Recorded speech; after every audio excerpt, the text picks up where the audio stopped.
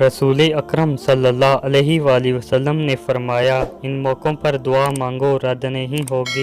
جب دھوپ میں بارش ہو رہی ہو، جب اذان ہو رہی ہو، سفر کے دوران، جمعہ کے دن، رات کو جب آنکھ کھلے، مصیبت کے وقت، فرض نمازوں کے بعد۔ نبی کریم صلی اللہ علیہ وآلہ وسلم نے ارشاد فرمایا، تم اللہ تعالیٰ سے ایسی حالت میں دعا کرو کہ تم قبولیت کا یقین کرو، اور یہ جان رکھو کہ اللہ تعالیٰ غفلت سے بھرے دل سے دعا قبول نہیں کرتا۔ جابر رضی اللہ عنہ نے کہا، رسول اللہ صلی اللہ علیہ وآلہ وسلم فرماتے ہیں، ہر رات میں ایک گھڑی ایسی ہوتی ہے، اس وقت جو آدمی سبحانہ وتعالیٰ سے دنیا و آخرت کی بھلائی مانگے، اللہ سبحانہ وتعالیٰ عطا کرے، اور یہ گھڑی ہر رات میں ہوتی ہے۔ اکثر لوگ دعا کرتے اور اس کے قبول نہ ہونے پر پریشان بھی ہوتے ہیں، حالانکہ کسی کی دعا رد نہیں ہوتی۔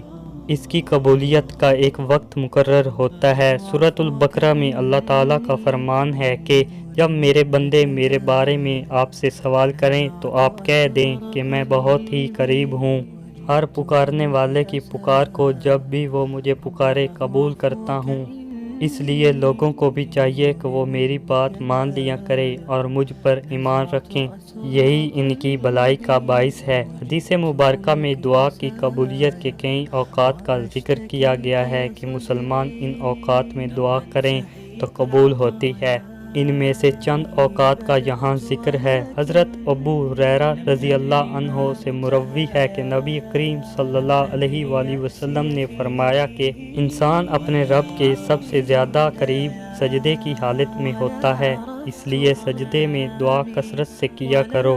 حضرت سہل بن سعد رضی اللہ عنہ سے روایت ہے کہ رسول اللہ صلی اللہ علیہ وآلہ وسلم نے فرمایا، دو دعائیں رد نہیں کی جاتیں، ایک اذان کے وقت، دوسری بارش کے وقت۔ حضرت انس بن مالک رضی اللہ عنہ سے روایت ہے کہ رسول اللہ صلی اللہ علیہ وآلہ وسلم نے فرمایا، اذان اور اقامت کے درمیان کی جانے والی دعا رد نہیں کی جاتی۔ لوگوں نے پوچھا کہ یا رسول اللہ صلی اللہ علیہ وآلہ وسلم، پھر ہم اس وقت کیا دعا کریں؟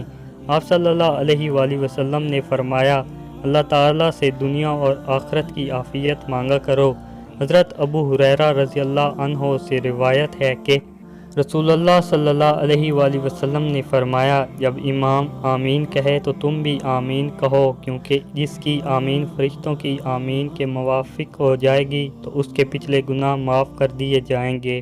جب امام غیر المغضوب علیہم ولا الضالین کہے تو تم آمین کہو، اللہ تمہاری دعا قبول کرے گا۔ حضرت ابو امامہ رضی اللہ عنہ سے روایت ہے کہ رسول اللہ صلی اللہ علیہ وآلہ وسلم سے پوچھا گیا کہ کون سی دعا زیادہ قبول ہوتی ہے؟ آپ صلی اللہ علیہ وآلہ وسلم نے فرمایا کہ رات کے آخری حصے میں اور فرض نمازوں کے بعد مانگی جانے والی دعا۔ حضرت عمران بن حسین رضی اللہ عنہ سے روایت ہے کہ رسول اللہ صلی اللہ علیہ وآلہ وسلم نے فرمایا، جو شخص قرآن پڑھے تو اسے چاہیے کہ اللہ سے سوال کرے، اس لیے کہ عنقریب ایسے لوگ آئیں گے جو قرآن پڑھ کر لوگوں سے سوال کریں گے۔